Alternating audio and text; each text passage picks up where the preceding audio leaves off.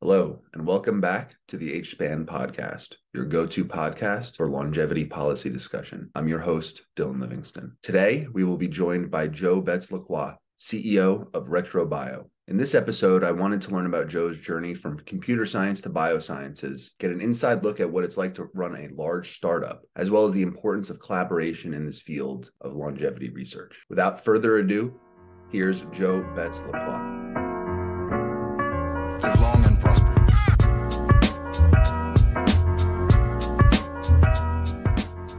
Welcome back to another episode of the HSPAN podcast.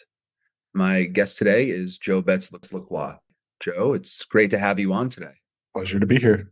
Yeah, I've been meaning to get you on for a while, and so I'm happy I'm finally able to figure this out with you. You know, you're definitely one of the well-known, best known people in this longevity industry. So I'm sure people are going to be eager to hear what you say. So this is going to be a good conversation. I'm sure of it. So what I like to do to get started is kind of discuss how our guests got involved in the longevity field, because obviously for me as a political person, as a politico, it's different for me than it is for you, than it is for the next person. So you have a very interesting background, especially in the computer engineering and hardware world. So can you kind of take us through your trajectory, your pathway to get to Retro Biosciences? Sure. I guess there's a 30-second version and a 30-minute version. Striking a balance, I got really into electronics as a kid and then computers. This was dating myself at a time when computers were a very different thing from what people think of them now. But I really like designing stuff out of computers and just designing stuff in general, and started supporting myself doing computer hardware design starting in high school. And I found, I guess one of the things that originally got me to switch from just being like a hardware hacker, which I did through high school, and then for another 6 years after that, I ran a lab of my own, building, prototyping, selling, experimenting with things in the computer hardware and software realm, was just how annoyingly slow computers were at that time. And I ended up deciding to bail on the autodidactic path and go off to Harvard, specifically because I thought, having started to read a bunch about bio and the rate at which molecules process information, depending how you define what processing information is, they were making repetitive comparisons of, say, fit between one protein and another at really high frequencies. Like the enzymes bouncing around and touching their substrates happens at gigahertz, whereas the computers at that time were operating at megahertz. And I thought, and they have like a billion of them in parallel in one cell. So that's, depending on the thing. But that just seemed like the obvious thing to go off and do. And that's essentially why. When did cells become less powerful than computers? When was that? Well, there was, at least I had this idea that you should be able to build computing systems out of molecular, biomolecular components. And that was, I guess, 1986 is when I went off to do that. And I got into the biophysics department at Harvard and started working with one of the top professors in the field. And basically every question I had about how does this work was, we don't know. Nobody knows, which was really kind of unexpected and frustrating for me. So at that point, I decided to bail on bio for a while and just let the field catch up with my sort of sci-fi vision for it. And I went off and did other things for quite a while, including grad school in ocean chemistry. Why not? And I think partly because the Earth, I grew up in the Pacific Northwest rainforests, and it felt like an important thing to help preserve some nature the way it is, and just understanding how nature works and what's going to happen to climate. Most people weren't thinking about climate change in the late 80s, but it was definitely, and it's just intellectually really fun. And the people are really chill in the geology space. It's like, sure, lab work is essentially like going for a weekend hike into some mountains somewhere where there's an exposed face of rock that gives you feedback about what was going on between 57 and 58 million years ago or whatever. Or in some cases, for me, lab work was flying in a military transport to the summit of the Greenland ice sheet and drilling cores 2 kilometers down through the ice sheet in order to explore the last 300,000 years of climate history as recorded in the continuous bands of ice there, since it never melts in that region. One of the few places where there's zero melting, only accumulation of snow, which ends up being a record of atmospheric oxygen. So there's bubbles of trapped atmospheric oxygen. That's kind of cool. Also got to go down to the bottom of the Pacific Ocean in a small 3-person submarine called Alvin that was also developed at MIT to explore the chemistry of the sub-ocean volcanic vents, like these black smoker structures. So like earth science is like really, really cool, interesting, and like fun people and like tough problems, and like a really nice ratio of like kind of thinking and hypothesizing and then going out and testing hypotheses. But not to mention a decent lab space. You get to go out, go to Antarctica and down to the bottom of the ocean. How can you complain down there? How can I complain? Like I can find Alvin failed once we reached the bottom of the Pacific. It failed and lost its buoyancy control system. So that was a little concerning. But the main thing I was complaining about is mission control saying up above in the ship, saying that we should probably abort the mission and like use the emergency buoyancy system. Wow. Considering this is my one shot at going to the bottom of the ocean and seeing these deep sea volcanic vents, I was like, come on, no way. It's not that risky. Let's take the mission. And then somehow they were persuaded. So we got to complete our mission, which was great. So was that before you went back into the computer hardware space? Totally. Yeah. Okay. I started seeing, and I think it's just probably my just extremely impatient sort of entrepreneur DNA. It's like the administration, like the dynamics that I saw, my hero, the professor whose lab I was in, having to go through in terms of jockeying for grants, funding, departmental politics, all that stuff just seemed horrific. You would probably be really good at it. I don't mean that as an insult. I just think that you understand people and processes quite well and could probably magically make your department in MIT do really well. But it's just that environment wasn't for me. I like to control a little bit more of my destiny. So I went to the San Francisco Bay Area, the land of entrepreneurship, and started building companies and never looked back. So it's interesting that you say that, because I've spoken to people at Retro, and it seems like other people in Retro's on Retro's team have like similar kind of mindsets. Specifically, I'm talking about like Alex Trapp. I've talked to him about this bit. I feel like probably the Retro framework that you've developed allows for lack of bureaucratic red tape. And I'm sure you're able to kind of do things at the pace you want to do, right, at Retro. So can you kind of tell us about how how that experience and how your dislike of that sort of academic kind of process and kind of the traditional route, so how did that kind of inspire what you do at Retro? First, can you actually tell our audience a little bit about Retro, what your guys' platform is, and then specifically I'm thinking about your lab setup. What you have in Redwood City is absolutely fascinating. So maybe can you talk about how all of that sort of manifested itself into what you have now in Retro? Sorry, tough question there. That's I think I could probably connect some of the dots there. I think that general MO of setting my sights on a goal and figuring out the shortest line to get there and eliminating complexities and obstacles along the way is like a pretty good generating principle for accomplishing things, at least for me. So backing up, Retro is a startup company. We're about 42 people right now, always growing. And our mission is to extend the healthy human lifespan of humanity by 10 years. And we are fairly free to pursue the sort of types of aging mechanisms and disease indications to go after, funded by Sam Altman of OpenAI fame. And I find myself in a sort of like, for better and for worse, having a high degree of business autonomy. So Sam is not interested in running my business for me. So it's structured such that I run it.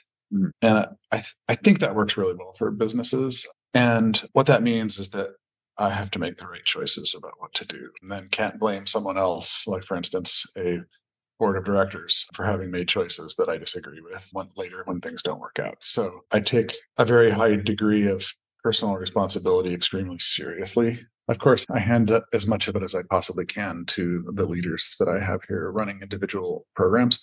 But I guess another thing that allows me to do is by essentially having zero bureaucracy above me, I also have a commitment of essentially zero bureaucracy at at least at this node of the key central leadership positions. So I have a commitment to all my team that if there are decisions to be made about, say, purchase orders or other purchase decisions to be made, contracts to approve, NDAs, decisions to be made that are holding back progress in any way, then I make them within 24 hours.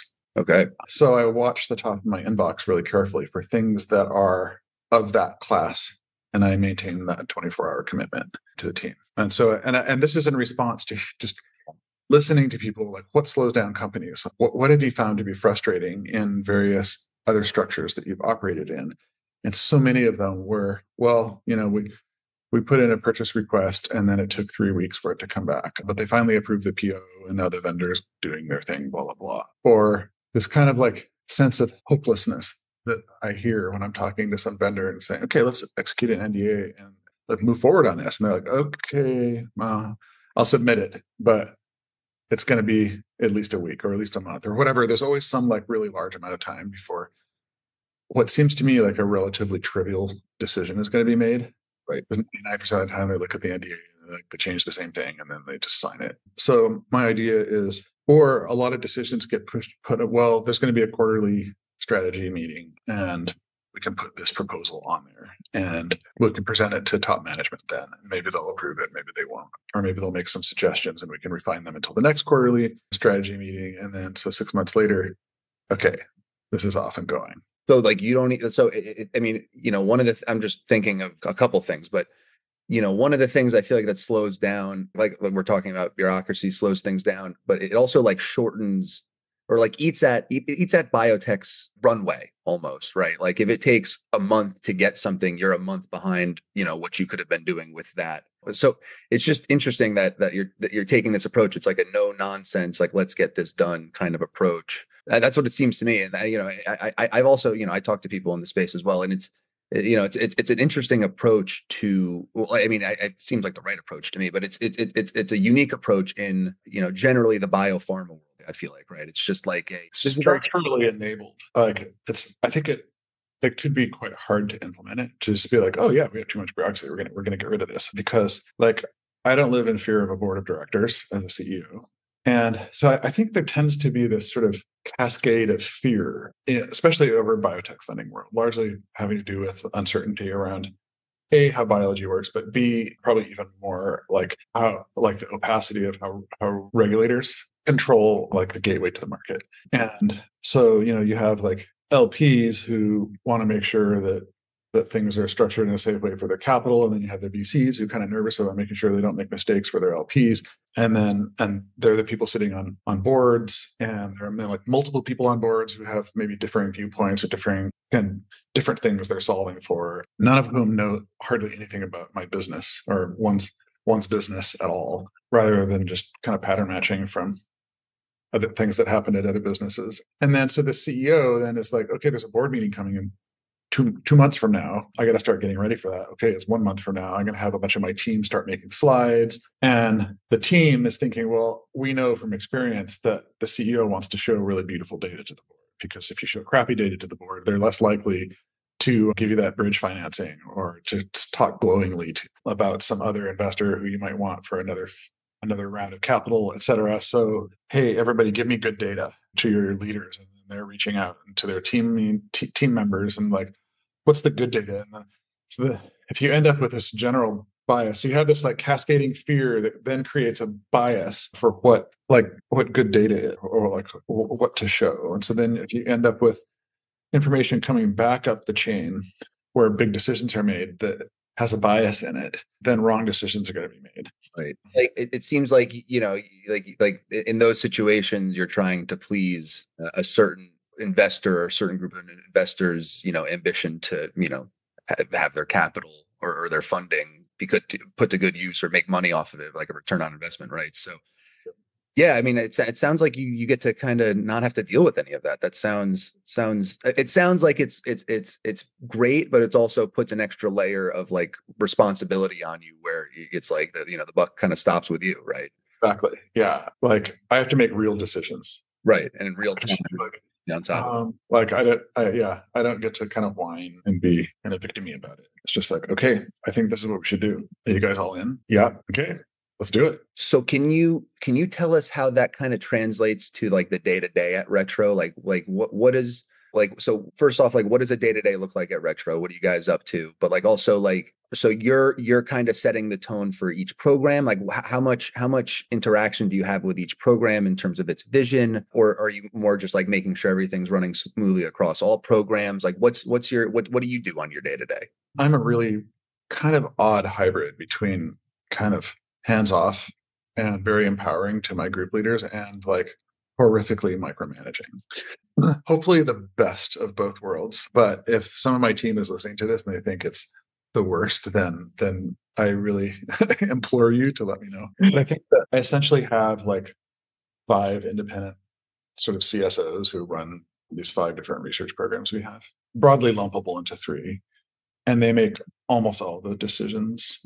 But I also stay as informed as I can, which is most of the time pretty well informed, I think, about what's actually going on. So I have the sort of extra lucky coincidence, I guess, of just like really loving science and really being pretty into biology and method both. It's not really a job for you at looking at it like that. Like you're there learning, right?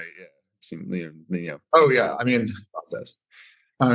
Just with a slight digression, the idea of a job in and of itself is a bit of an alien concept to me. And it tends to be a bit of like end of the interview kind of question if I get from somebody like, how's the work-life balance? Because like, but like, we're like, this is your prime time. This is your biological prime time. Like you show up at 5 days a week at 8 a.m. or 9 a.m. and like you've had your coffee and your mind is ready to go. And this is your life. This is your chance to like create that thing that is the manifestation of your own brilliance and motivation and values, right?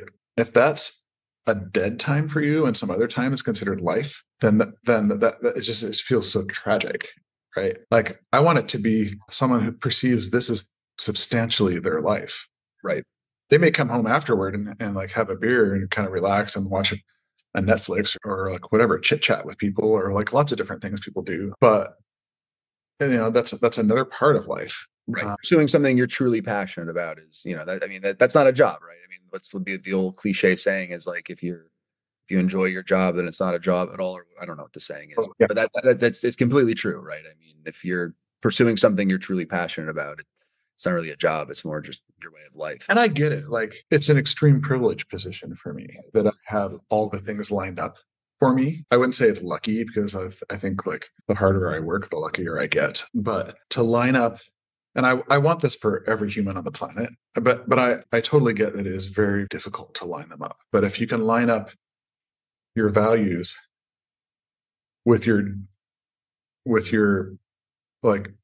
joy of like that way and your capabilities, your productivity, like your ability to create. If you can line all those things up, the way you do things, what you enjoy doing, and the perceived value of what you're doing, all 3 together into one package, then I think you're really living. Right. And I want everybody to be really living. It seems like that's from the people I know at Retro. It seems like that general mindset is like, the culture sort of at Retro, right? It seems like from what I've seen, people at Retro are so into the mission that it's not even work. Like I've talked with a few of your team and they go and will do experiments at odd hours and whatnot. And, normally that's Netflix and beer time, but when it's your passion and, it's what you're good at, right? Why not work at odd hours? Why not pursue it when you want to, right? It seems like less of a, I don't want to say like less of a forced thing on the people at Retro, but like, it seems like when people show up to work at Retro, they're like, oh, I'm so happy I'm at work today. Like it maybe not.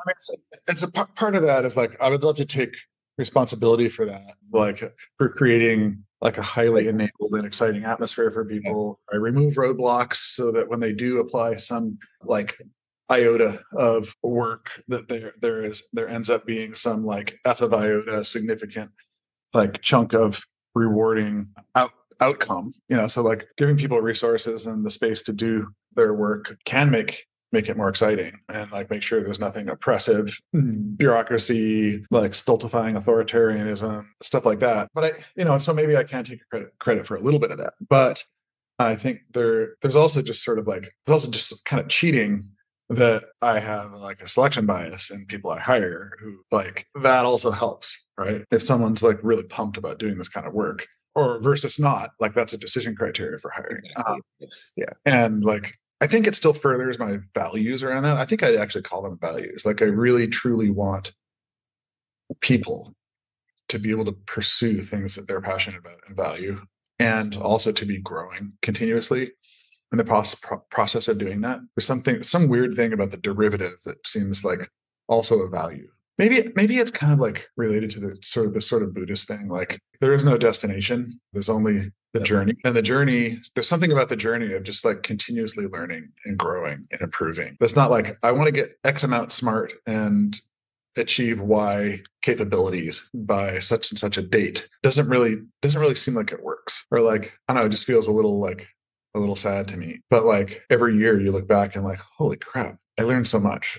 Like who I am now compared to who I was when I first joined Retro or 2 years ago at Retro. It was like I could hardly imagine that I would have had all the abilities and new perspective and mastery of myself and this kind of thing. So that's part of a bias. Sure, absolutely. Like selection. But that contributes, right? Like the perspective you have and the type of person you want contributes to the great culture you have. And it's the other thing that you guys have that probably contributes is your awesome facilities, and you guys do have a very big investor in Sam Altman who gave you guys a nice runway, right? And so can you kind of talk about, I know this is kind of a tough time for biotech, but you guys are operating in a different position. So, can you kind of talk about like what you're able to do and what your goals are with the funding that you've received? I guess it was 2 years ago now. So, where are you on the timeline, and what's kind of on the horizon for Retro with the capital that you guys raised? Yeah, we presently have many years of runway, which is for sure a privilege. I've seen a number of economic cycles happen during my career, I guess. Kind of rode up the dot-com bubble and then saw it burst. And then there's another one in between and saw that burst. And then we had another run up that was like peaking pretty hard around 2001, 2021. So my instincts now are like, yeah, raise money. When it feels like that, raise money, but don't spend it like an idiot. Like, because it's always going to come around again. And so I'm in kind of a weird paradoxical founder in the sense that we're at present super well funded, but we don't spend money like crazy. So like we hire people because we really need them for very specific things. I definitely don't want an organization that's just like big because it looks impressive as like a number of employees or something like that. In fact, in some ways, the smaller a team is, the more exciting it is to be part of it. Right, you have more influence on your particular area, fewer layers of management. Good point. Less bureaucracy too. Just what we were talking. Sure, absolutely. So presently we're at a size still, and I think at least through the next doubling, at least I can still do this.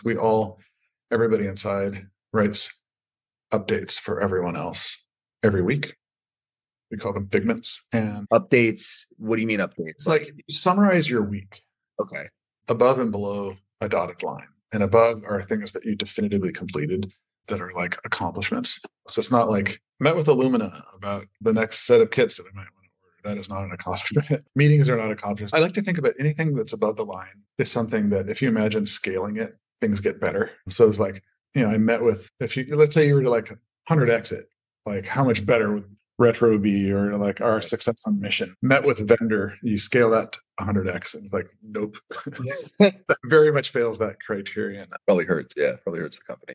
But it's like, if it's like finished qPCR verification of the gene expression for this particular cell transformation that we're trying to bring about, and I actually don't care whether it's like we confirmed it or we denied it. I tend to not like it. Well, I did this experiment and I got noise and I was not really sure what the answer is. Like that, to me, that's a bad experiment. But a good experiment can be, we really hoped this thing was true and it's proven false because I have really clear data that it's false. Okay, great. You did really good work. The more things you can kill, the less time we're going to waste pursuing them. If you got 100 times more of that kind of thing done in a week, hell yeah, that pushes us forward a lot. So those are kind of above the line things. And then if you want to comment on like some of the papers you're reading, we have an internal paper repo that has hundreds and hundreds of papers on it, and people comment on them. and other people can read the comments because they're shared internally. Yeah, so they may list some of the papers they read and some of the conclusions from them, or a lot of people will list the meetings they went to, and they kind of track them, and like it's interesting for others to see, oh, these are the meetings this other person hangs out in.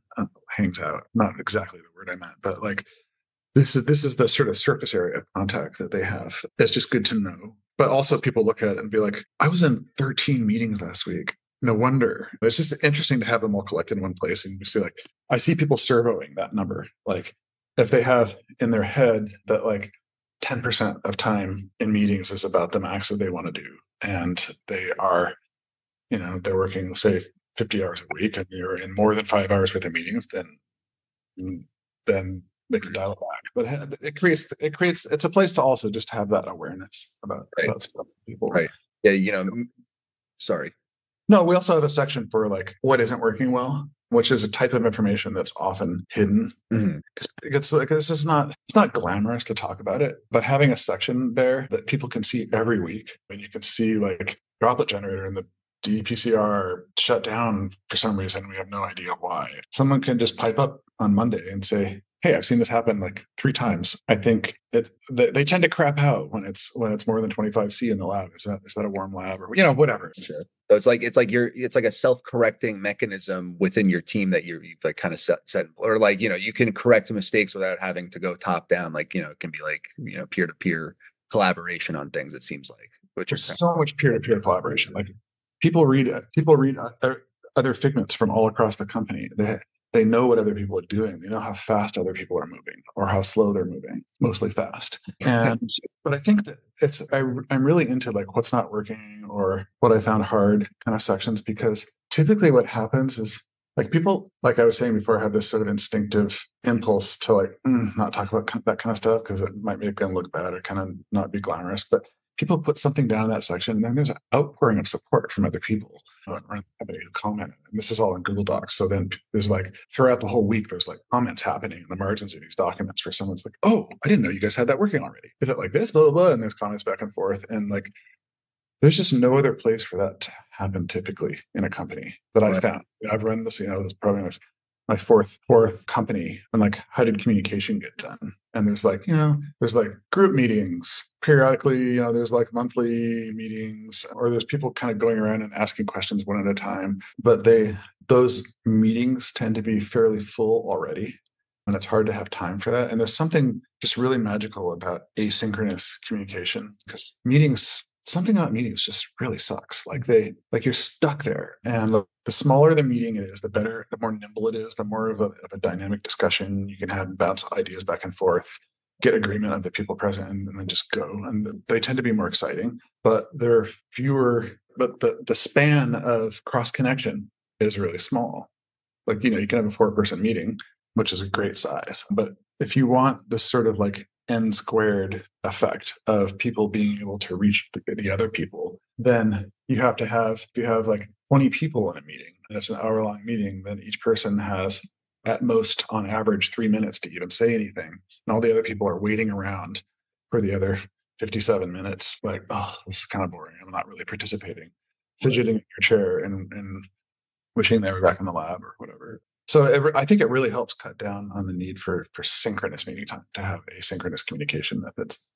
Right. Well, so when you guys do meetings at Retro, is it like, are you, so generally, what are they about? Are they like you're figuring out like new pharmaceutical pathways to go through, biotech pathways to pursue, or is it more like, hey, this was a problem yesterday in this experiment, and we need you 3 in this room to figure it out? Or like, what are the typical meetings that are for people that are usually efficient and useful? Because I agree with you 100% in all the positions I've had where I'm on a meeting with, where I'm not speaking. It's just a complete waste of time, So I mean, it's hard to generalize. I think most of the meetings are, here's our data. Here's the data from 2 days ago or from last week or from this afternoon. And then what does it mean for what we're about to do?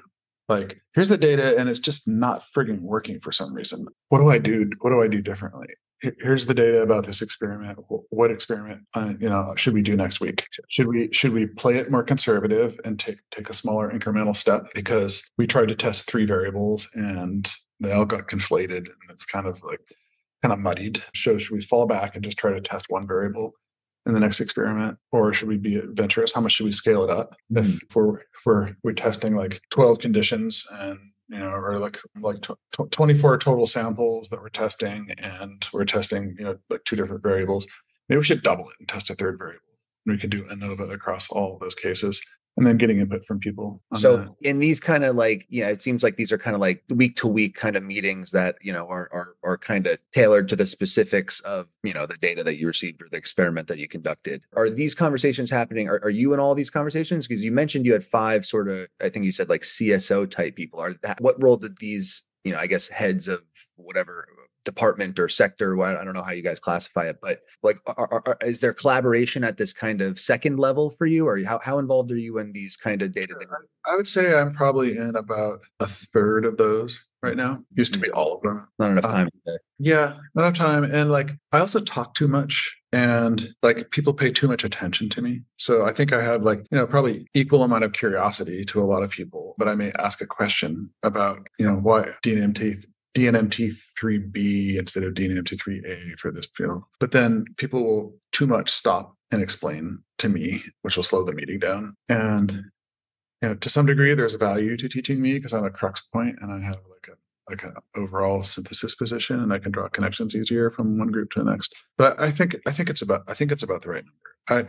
My greatest fear is ending up being this totally out of it CEO who's just like buzzword compliant and just like saying vacuous things in gross generalizations that aren't really grounded in reality. So I like to continuously understand as much of all the science that's going on as possible. So I read all the Figments, and I think I'll keep reading all the Figments until we're at least 100 and comment on them. And so you said 100. So what are your plans to scale Retro? I mean, you said the next doubling.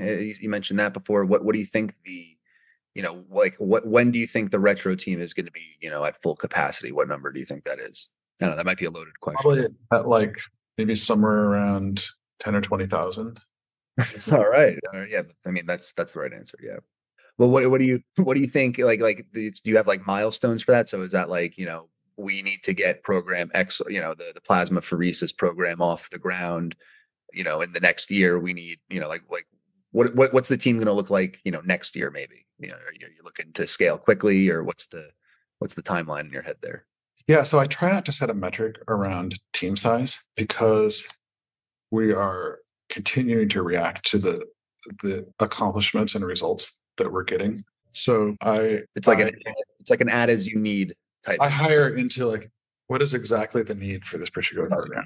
Right. And, if a particular program becomes much more heavily computational, then maybe I need to add someone to the comp bio group, which is presently like 7.5 people. 7.5. Yeah. I think it's because Jose is sort of like half computational. Actually, I could probably call it 8 because also there are 2 wet lab people who are really into doing like computational data analysis, which I adore. That like one of the things that we hire for is people who span disciplines. Right. Also part of that is back to that bias for quote unquote good data that I was mentioning before, where I like this fear that I was talking about. Like if there's bad data, then like bad things happen. Like we don't get funded if that's the company level, or a particular program gets shut down. But we apply a strict criterion to people who hire that they're extremely versatile and have already accomplished multiple things in like diverse biological fields, not even biological entirely. And that means that if we hit a roadblock in a particular therapeutic direction that we're going, and like really the right answer is to shut that down, that by and large, these people are not out of jobs and they're not on the street and starving to death and like in that like fear position that we get from the way this society is structured. Wow. They can flow into other groups. Okay. I like that. Must be nice to work at Retro with that in the back of your mind. Yeah. Well, I mean, it's not like pure yeah, communism or anything. Like if people are slow, we fire them. But it's an extra layer of security, though. The idea is very clearly that we're in it for this mission. Right. And we're not hiring you just specifically as like the specialist in this particular cell type. And if we decide to kill this cell type, you're on the street. Huh. So, I mean, so you talked about pretty much everybody at Retro has accomplished something or has, proven their capacity at some level. So like, what do you usually look for when hiring? Like, are you looking for people who have completed a PhD, like that kind of accomplishment, or Not necessarily. what's the criteria that you? Probably personal bias for me, since I was in the middle of a PhD program at MIT, and it's like I was just like, this whole enterprise is too slow. I'm out of here. I'm gonna go like do things. I mean, you mentioned Alex Trapp. Yeah, that's what I was about to say. Running my entire computational biology team, and he's friggin' brilliant and motivated and incredible pianist. That's diversity, and he has an undergrad degree. It doesn't really matter to me as long as someone is incredibly capable and motivated and like functional, I guess. So I guess one of the there's two directions this could go. One program we recently launched is this graduate research fellowship, which is meant to be an alternative that people can take if they're thinking about, well, I want to be a scientist, and I guess the only way to become a scientist is rather than being stuck as a lab technician for the rest of my life, is to go get a PhD. So I guess I have to go get a PhD and pipette the things that someone else says I should for 5 years or whatever. So we have this graduate research fellowship now, which is intended to be an alternative to that, where you can become scientist because you're going to get some pretty intense side-by-side training with scientists here at Retro within 3 years. And is the idea to kind of elevate them to like a position at Retro, or is it just to kind of give them this experience and training and keep them in the Retro orbit, or is this I don't want to control someone's life, right? They should do what they're excited about. But if they make it all the way through, I mean, if they're not good, we'll just fire them. But if they make it all the way through, and I don't mean that in a cold-hearted way, but just like we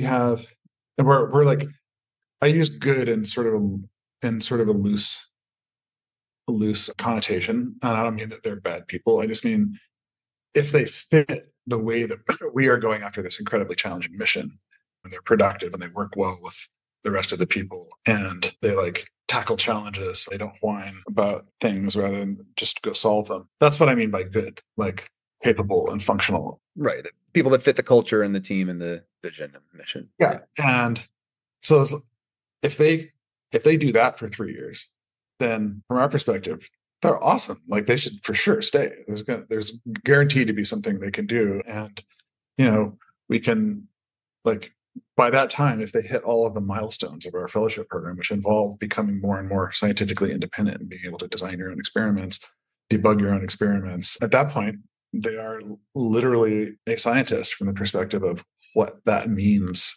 right? A program. Like if you're a program leader and there are like 5 different things for you to chase down in order to like get to the bottom of how to get this program to the next stage, you can either like go through all the mental work and design the experiment step by step and do some of the background research and read the paper and extract the thing, or you can just very modularly hand to one person to figure out this whole area. It's a big question mark to me, and they can just grab it and run with it. And that's sort of like the scientist threshold, I'd say. And if they've made it to that point, then for sure, awesome. Like they should stay. But if like they're getting to that point and they're still like, I don't know what to do, at the end of 3 years, then like they probably fit somewhere else better.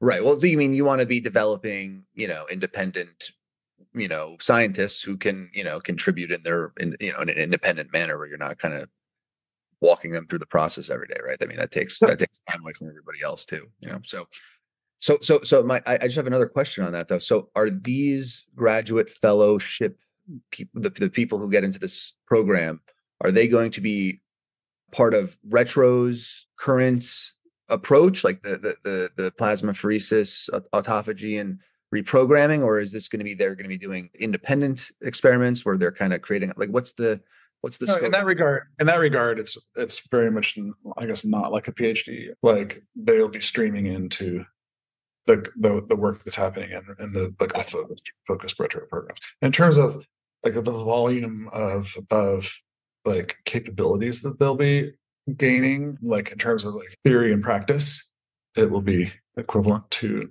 a PhD. I think a lot of people go into a PhD program and they're a little bit kind of left to sink or swim.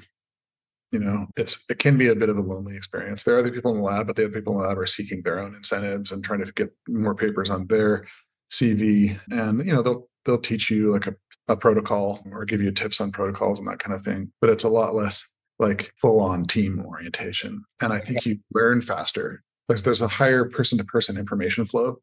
And that is one of the main sources of learning in biology, which is just hugely dominated by subtlety of technique more than any other field that I've experienced. Well, it's going back to the small teams aspect that we were, or the only hiring for what's needed aspect, keeping the communication lines small or not too many. I mean, it sounds like these fellowship, the graduate fellowship cohort will be working like really closely with the heads of these programs, right? I mean, it sounds like it's very hands-on with the Absolutely.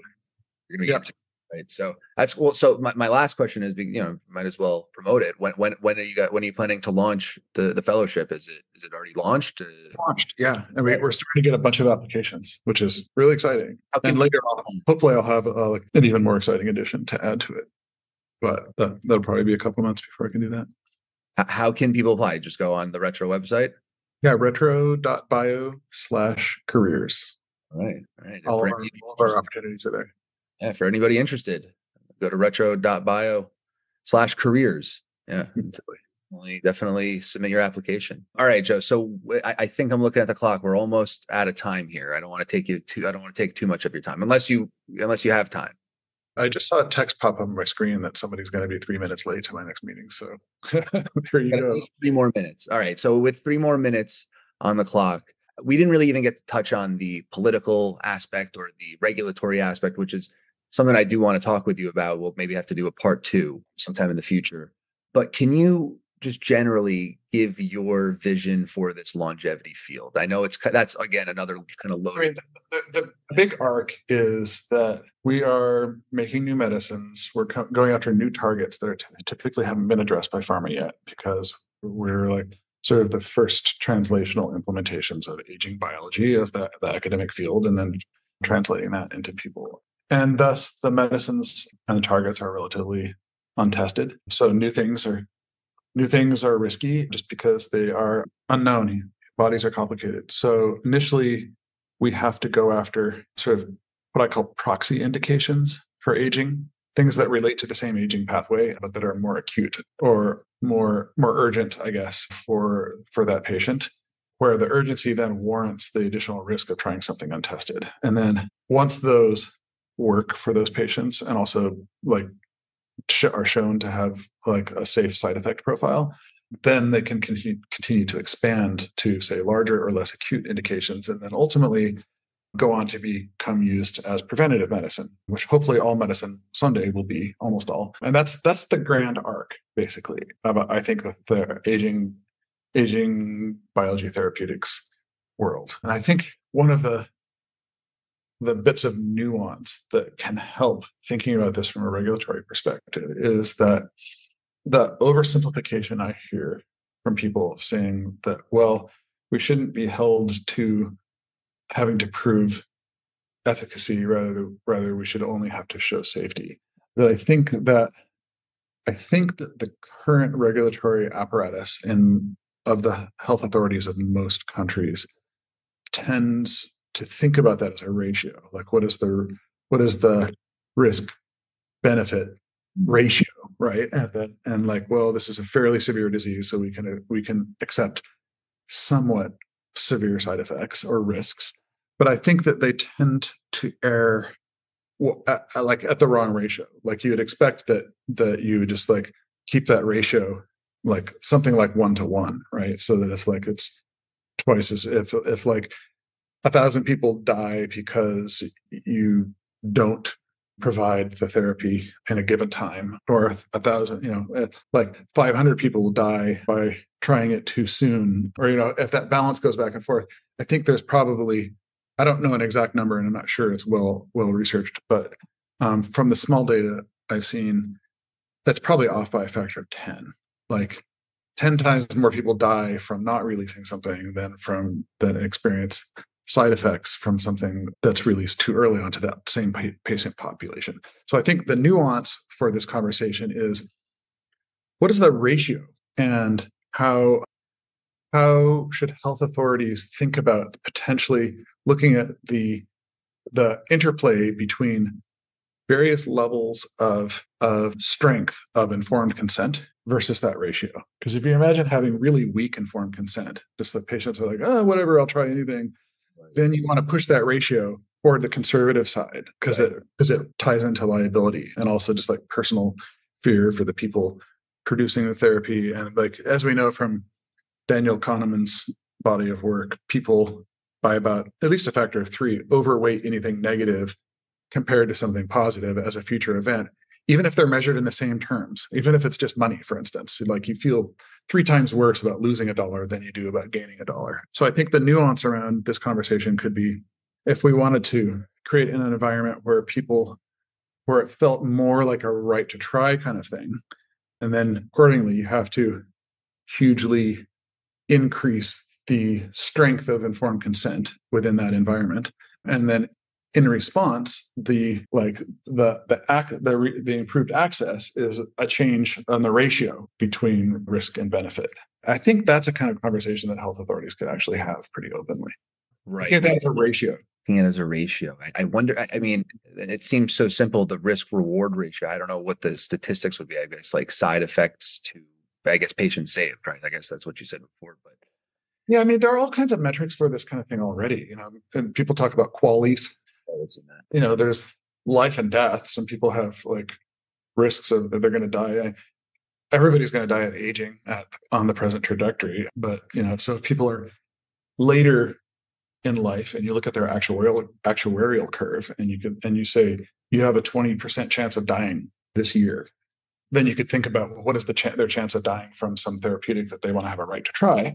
And if it's less than 20% or minus that ratio, whatever that ratio is, great, let it happen. If they're a 6-year-old kid and their chance of dying is like 1.01% or whatever in the next year, like you don't, you don't mess with that, Right. So anyway, that's my parting thought for you. All right. Well, we definitely have more to talk about, considering the work that we've done in this space in Montana. That I think that's really interesting. This is probably the kind of conversation that needs to be had in the Montana State Legislature. So, we should. Well, let's do this, Joe. Let's do a part 2. We'll figure out, what the risk reward ratio should be for each age group. Well, I'll do some research.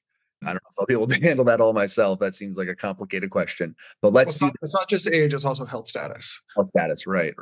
Both are they're linked, right? But yes, you're right. Anyways, though, let's do a part 2, but I want to say thank you for joining us for this iteration, this episode of the HSpan podcast. And I'm sure our listeners will be waiting for round 2. And I know I'm excited to make that happen. So great. Thanks so much for having me. It's a fun conversation. Live long and prosper. Thank you, Joe, for making the time to join us today. And for those of you listening at home, I hope you found this conversation as enlightening and as informative as I did. If you have anyone you would like to see make an appearance on our podcast, you can send your suggestions to us at info@a4li.org. HSpan will return in a couple of weeks, but until then, let's live long and prosper.